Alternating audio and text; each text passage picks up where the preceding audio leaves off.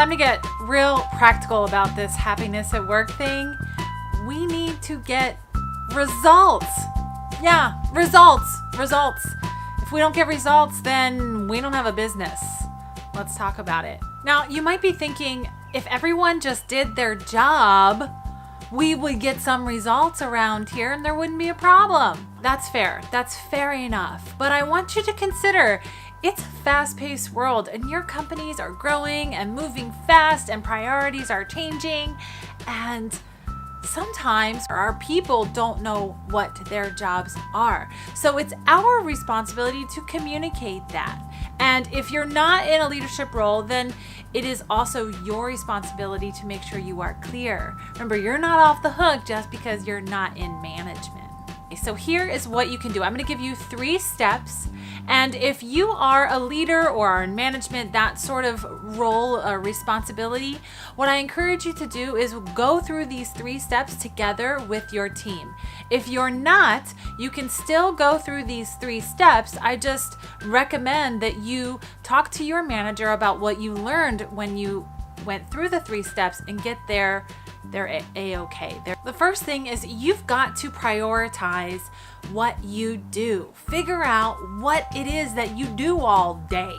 This doesn't have to be very complicated. There's a number of different prioritizing systems and models and that sort of thing, but really and truly make a list. Just make a list and consider doing this over a couple days or even a week so that you really capture everything, because there's some things that you don't do every day, but it's still a big part of your work.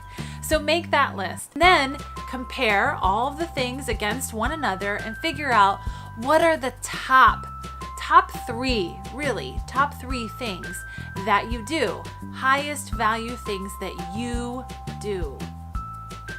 That's your first step. Prioritize your work. Second step is to define what success looks like. What does success look like? Define that. It should be measurable. This will vary depending on your role in the company. If you're in customer service, it might be that all customer inquiries have been responded to. If you're in sales, it might mean that you have a sales pipeline that has so many leads ready and waiting in that pipeline. Your measures of success are going to be unique to you and your role is the point. Lastly, and this is the big one, you can do steps 1 and steps 2, but if you don't do step 3, it's all for naught. You might as well not do 1 and 2 if you're not going to do 3. So what's number 3? Step 3 is that you commit to measuring your success of your priorities. I recommend that you do this on a weekly basis. Leaders, bring your team together and talk about how are we doing to our priorities. I recommend you use a traffic light system. Red meaning, ooh, we didn't do so good.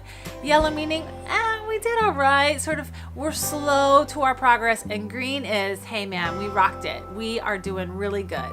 I have one team that uses purple for when they're really knocking it out of the park.